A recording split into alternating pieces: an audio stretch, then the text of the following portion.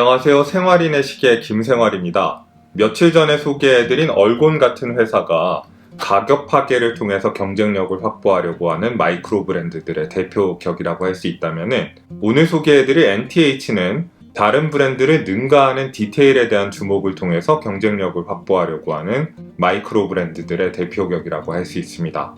전자 쪽의 회사들이 반짝 스타들이 많다면은 후자 쪽의 회사들은 규모는 크지 않지만 든든한 팬층을 갖고 있는 경우가 많습니다. 두 유형의 차이를 식당에다 비유를 해보겠습니다. 불특정 다수를 겨냥하는 게 목표라면 취향을 타지 않는 무난한 맛에다가 가격에 비해서 좋은 재료를 듬뿍듬뿍 넣어주는 식당을 하는 게 제일 좋겠죠. 하지만 매니아들을 겨냥을 하려면은 재료들이 보여주는 갖가지 맛의 균형이나 조리 방법이라든지 심미적 요소 같은 질적인 요소들에 더 많이 주목을 해야 합니다. 얼곤이나 포이보스 같은 회사는 불특정 다수에게 가격으로 어필해서 승부하려는 회사고요. NTH나 발틱 같은 마이크로 브랜드는 든든한 매니아층을 가진 맛집을 목표로 하고 있다고 보시면 됩니다. 후자 유형에 들어가는 마이크로 브랜드들을 잘 평가하려면은 뭘 잘 만드는 맛집인가를 이해할 필요가 있습니다. 흔히 오해받는 것과 다르게 NTH는 시장에 넘쳐나는 롤렉스나 튜더의 서브마리너에 대한 1:1 오마주 시계를 만드는 회사는 아닙니다. NTH의 창업자인 크리스 베이 씨가 언젠가 이런 말을 한 적이 있습니다.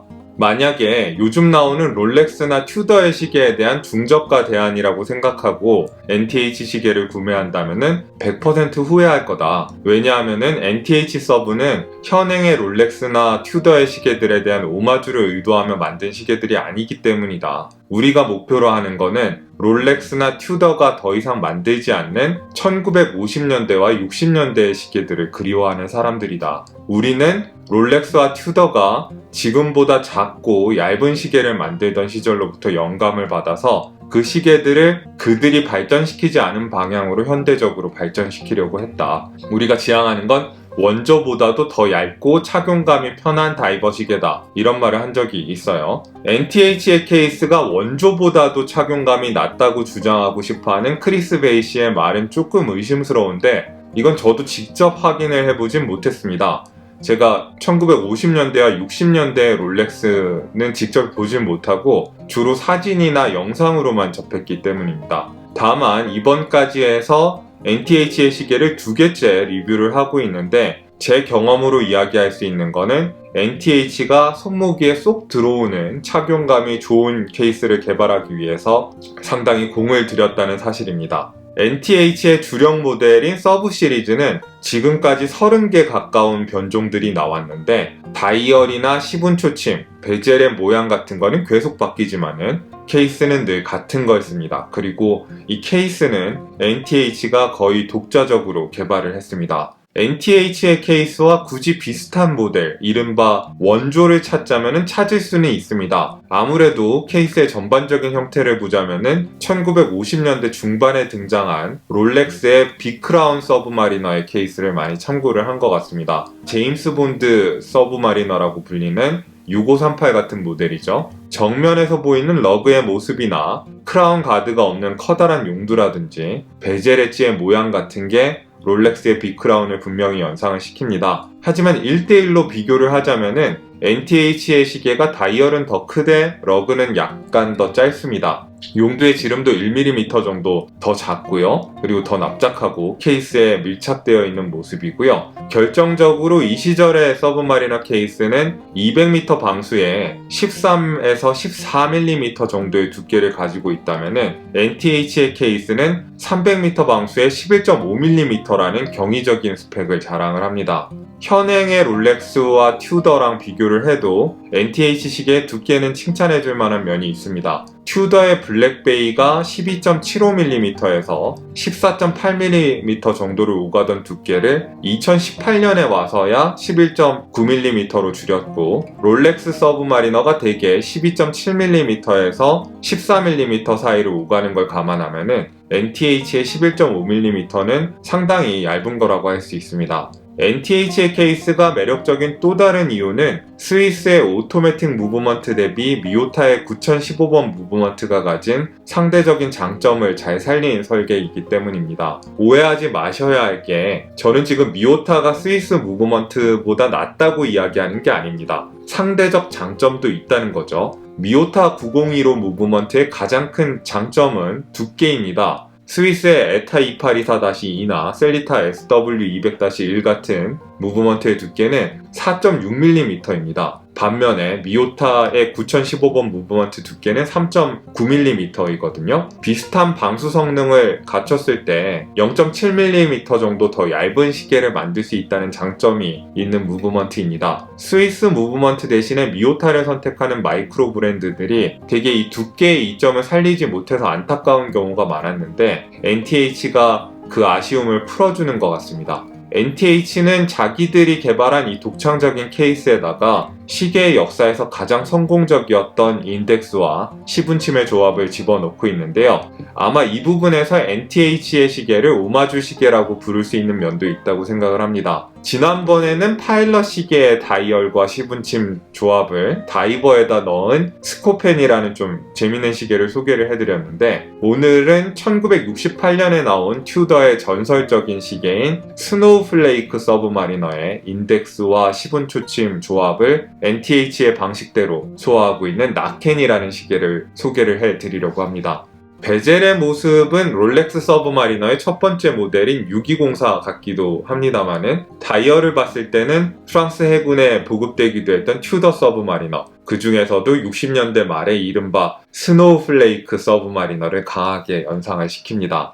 요즘 나오는 튜더 모델 중에서 대응하는 시계를 굳이 찾자면 펠라고스랑 많이 비슷한데요. 이건 어디까지나 같은 원작을 참고하기 때문에 그런 거고, 두 시계의 접근은 상당히 다릅니다. 펠라고스는 사이즈도 42mm로 키우고 다이얼의 형태도 많이 현대화하면서 스노우플레이크를 묵직한 현대식 다이버로 바꿨다면은 나켄은 40mm의 사이즈에 심지어 원조보다도 더 얇은 두께로 케이스를 제작함으로써 50년대와 60년대 다이버들이 갖고 있던 매력을 겨냥한다는 점이 차이가 있습니다. 1968년에 나온 스노우플레이크 다이얼을 그보다 이전에 나온 1950년대 중반의 비크라운풍의 케이스에다가 더한 나켄의 시도는 상당히 흥미롭다는 생각이 듭니다. 이건 튜더의 아카이브 어디를 뒤져봐도 나켄이랑 완전히 똑같은 조합을 찾을 수 없다는 뜻이기도 하니까요. 이 시계의 가격은 92만원입니다. 저렴하지는 않습니다. NTH는 사실 예전에 저희 채널에서 섭외를 하려고 했던 브랜드인데요. 요새 너무 잘 나가서 콧대가 센 건지 아니면은 제가 연락을 했던 당시에 저희 채널 구독자 수가 미미해서인지 처음에는 이야기가 잘 안 풀렸습니다. 그러다가 이렇게 NTH 시계를 2개나 리뷰할 수 있게 된 이유는 국내에 공식 수입처가 생겼기 때문인데요. 오늘 리뷰할 모던 블랙 색상의 나켄 시계도 NTH의 국내 공식 수입처인 인투아치 측에서 제공을 해주었습니다. 저는 리뷰용 샘플만 제공을 받았고 광고료 지불이나 제작비 지원, 판매 수익 공유 약정은 없었습니다. 충동구매 방지위원회에서 밝히는 이 시계의 단점을 먼저 알려드리도록 하겠습니다. 첫 번째는 이 시계의 첫인상만 보고 에이 또 서브마리너 오마주네 라고 폄하해버리는 사람들이 있을 거라는 거겠죠. 물론 나켄은 완전한 복사붙이기 시계 오마주가 아니라 나름대로 흥미로운 접근을 보여주긴 시계이긴 합니다만은, 그렇게 말씀하시는 분들한테 왜 이 시계가 평범한 오마주가 아닌지 시시콜콜 설명하는 게 꽤 짜증스럽고 고통스러울 수 있을 것 같습니다. 이게 첫 번째 단점이고요. 두 번째는 스위스의 오토매틱 무브먼트가 아니라 미오타 무브먼트를 쓰는데 가격이 왜 그렇게 비싸냐는 지적이 가능할 것 같아요. 가령 같은 무브먼트를 쓰는 포이보스의 시계들은 40만원대에도 살 수 있고, 알리익스프레스로 가시면은 아예 10만원대 초반에 나오는 시계들도 있습니다. 그런데 시계의 가격을 결정하는 게 단순히 무브먼트는 아니잖아요. 가령 똑같은 셀리타의 SW200 무브먼트를 써도 슈타인하트는 50만원대에 나오고 IWC는 500만원 넘고 그러잖아요. 그래도 사람들이 불만을 안 갖는데, 결국 자본주의 체제 하에서는 수요와 공급이 가격을 결정을 하는 거죠. 미오타 무브먼트를 쓰는 마이크로 브랜드 시계치고는 다소 높은 가격 정책을 취하고 있음에도 불구하고 NTH의 시계들은 없어서 못 사는 것들이 굉장히 많습니다. 가령 제가 전에 리뷰했던 스코펜 같은 것도 한번 매진되고 나니까 지금 몇 달 가까이 못 구하고 있잖아요. 저도 20만원 정도 NTH가 더 저렴했다면 더 강력한 패키지가 됐겠다는 생각을 하지만은 NTH 사장은 욕심이 만만치 않은 사람이고 자기 물건이 잘 팔리는데 가격을 내릴 바보는 아닌 것 같습니다. 아무튼 이게 두 번째 단점입니다. 나켄의 케이스 지름은 40mm이고요. 러그 투 러그는 48mm입니다. 제 7인치 손목에 올려본 느낌을 보시면 아시겠지만은 동양인 남자 손목에도 잘 들어올 것 같은 그리 크지 않은 다이버 시계입니다. 케이스의 두께는 11.5mm로 300m 방수 시계라는 게 믿을 수 없을 정도로 얇습니다. 셔츠 기세도 들어갈 좀 드레시한 느낌의 다이버 시계를 원하시는 분들한테는 안성맞춤입니다. 다만 두께가 얇아도 보기보다 무게가 가볍지는 않습니다. 얇은 두께에 들어간 건 다 우겨 넣은 시계니까요. 7인치 둘레의 제 손목에 메탈줄 길이를 맞췄을 때 무게는 144.2g입니다.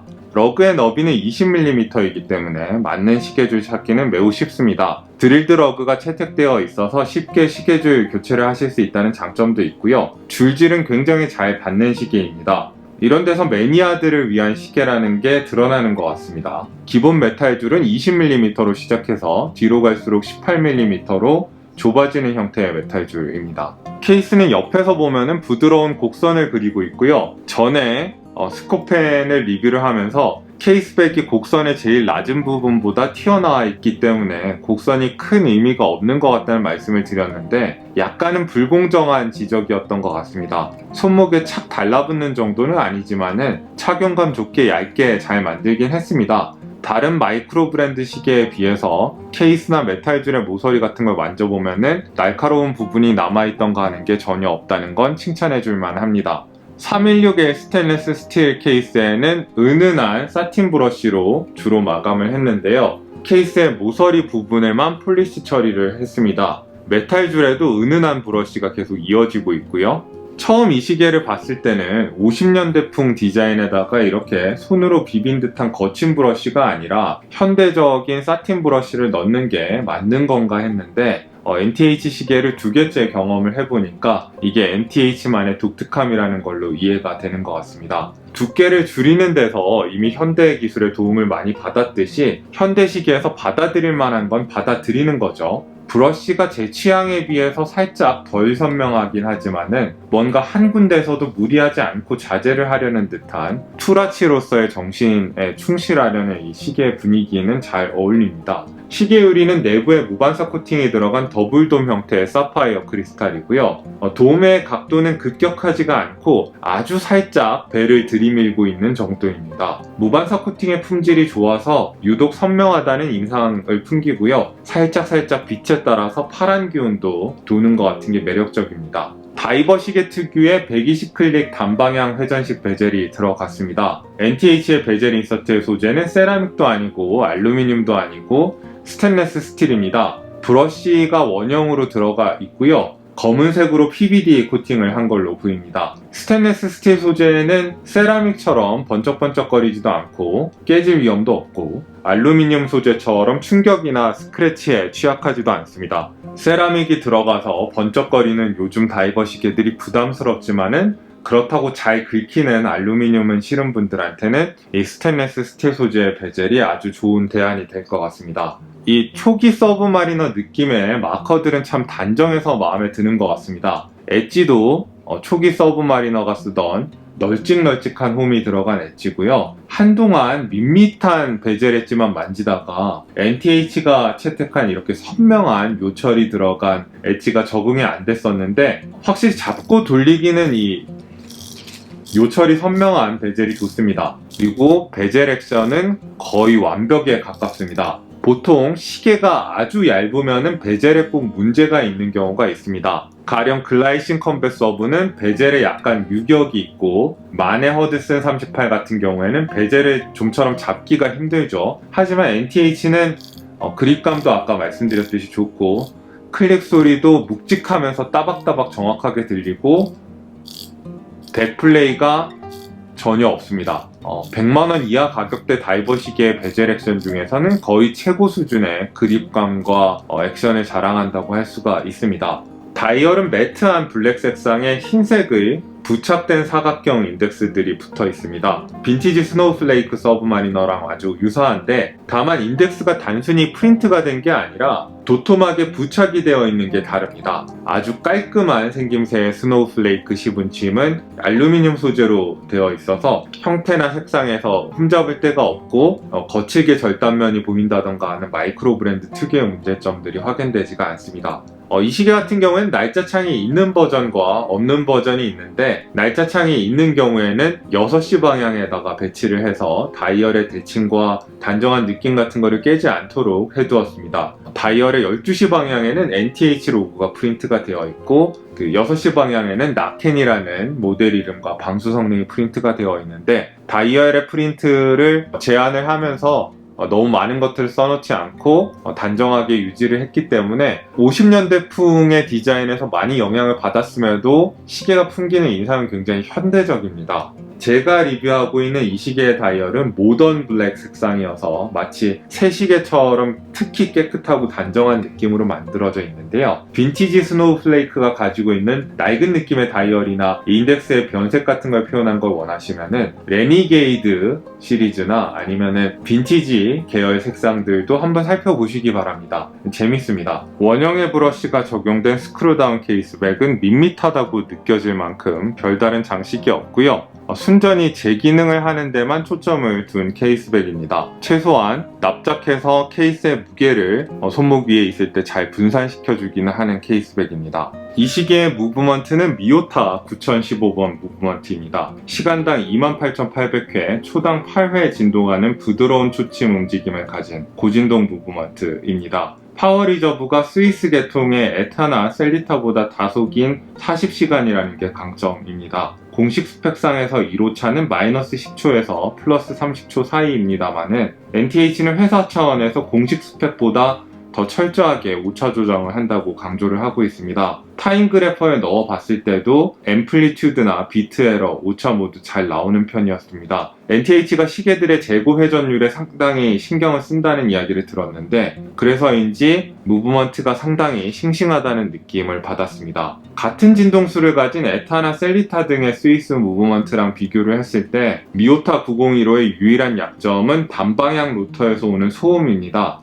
세게 흔들게 되면은 로터가 고속으로 헛돌면서 웅웅거리는 소리랑 진동이 발생을 하는데, 이 시계는 방수 성능이 높은 다이버 시계이기 때문에 케이스의 철판이 두꺼운 걸 쓸 거고, 그래서 내부의 소음이 심할 정도로 밖으로 새어나오지는 않습니다. 그리고 적응하시면 그게 매력일 수도 있고요. 3시 방향의 용두는 크라운 가드는 없지만은 납작해서 손등을 누르지 않고 7mm 지름으로 넓어서 잡기도 좋습니다. 용두 정면에는 NTH의 로고가 음각으로 파여 있고, 측면은 코인 엣지로 되어 있습니다. 용두 나사의 파임 상태도 부드러운지 용두를 풀 때 별로 저항감이 느껴지지 않고 수동 감기도 부드럽게 잘 됩니다. 이 시계는 날짜창에 해당하는 고스트 포지션을 제거를 했는지 용두를 뽑으면 바로 해킹이 되고, 분침 움직임은 너무 시원하고 헐겁지 않고 좋습니다. 근데 시계를 잘 만드는 회사가 가장 티가 나는 게 이 베젤이랑 용두인데, 베젤과 용두는 가격을 막 이렇게 올려받아도 되는 회사라는 느낌이 듭니다. 넣는 것도 너무 쉽게 되고요. 야광은 이 시계가 가진 최고의 강점 중에 하나입니다. 시분 초침은 물론이고 베젤의 표시들과 인덱스 전체에 슈퍼루미노바 BGW9의 그 푸른색의 매력적인 야광을 여러 차례 두껍게 적용을 해서 초반 밝기도 좋고 지속력도 좋습니다. 다만 다이얼 인덱스의 야광이 다른 부분보다 약간 약한 거는 아쉽긴 하네요. 메탈줄은 요새 마이크로 브랜드들 사이에서 유행하는 가볍고 흐물거리고 양방향으로 움직이는 부드러운 착용감의 메탈줄입니다. NTH가 이걸 성공시키면서 이 메탈줄을 마이크로 브랜드들 전체에다 유행시켰다고 해도 과언이 아닙니다. 길이 조정은 푸시핀이 아니라 나사를 이렇게 풀어가지고 길이 조정을 하는 방식인데, 나사가 굉장히 작기 때문에 나사를 망가뜨리면 나중에 길이를 추가로 조정할 일이 있을 때 애로사항이 꼽힐 수 있으니까 꼭 이 나사 크기랑 맞는 제대로 된 미니 드라이버를 사용하셔서 이 길이 조정을 하시기 바라고요. 솔리드 핸드링크인데 유격은 전혀 없고요. 클래스프는 이렇게 이중 잠금 형태인데 겉에 걸 열고 푸시 버튼이 있어서 쉽게 여닫을 수 있습니다. 매우 튼튼하게 잘 나온 클래스프고요. 마이크로 어저스트먼트 구멍도 6개나 뚫어놔서 굉장히 세부적으로 길이 조정을 잘 하실 수 있을 겁니다. 클래스프만 놓고 보면 가격대 최고라고 할 만큼 튼실하고 사용하기 편한 클래스프인데 개인적으로는 이 엔드링크의 모양이 좀 어설픈 게 아쉽습니다. 조금 더 정교한 느낌이 나게 이 엔드링크의 모양을 만들 수 있지 않았을까. 이 가운데 조각 모양이 생각보다 밋밋합니다.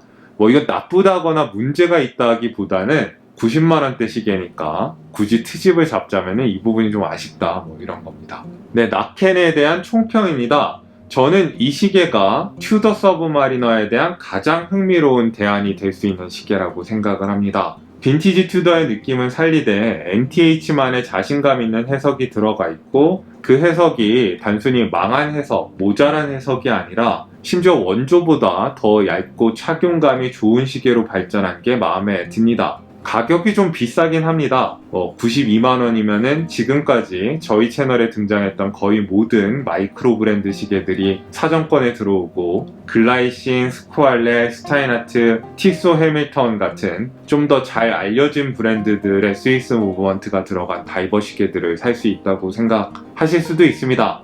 네, 100만원 이하 시계 중에서 무브먼트 빼고는 다 이 시계가 마감이나 이런 면에서 저는 좋다고 생각을 하고요. 결정적으로 저는 NTH만이 줄 수 있는 것을 다른 브랜드들이 대신할 수 있을 것 같지는 않습니다. 60년대 말이나 70년대에 나온 빈티지 튜더 스노우플레이크를 구하려면은 세금도 내셔야 되니까 상태가 준수한 건 못해도 한 2천만원은 넘게 들 겁니다. 그리고 500만원대에 현행의 튜더의 펠라고스가 있고, 여기 90만원 정도의 NTH가 있습니다. 그리고 아예 예산을 확 내리자면은 20만원대의 퀄리티가 다소 의심스럽긴 하지만은 그래도 돌아는 가는 중국 쇼핑몰에서 팔고 있는 튜더 오마주 시계들이 있습니다.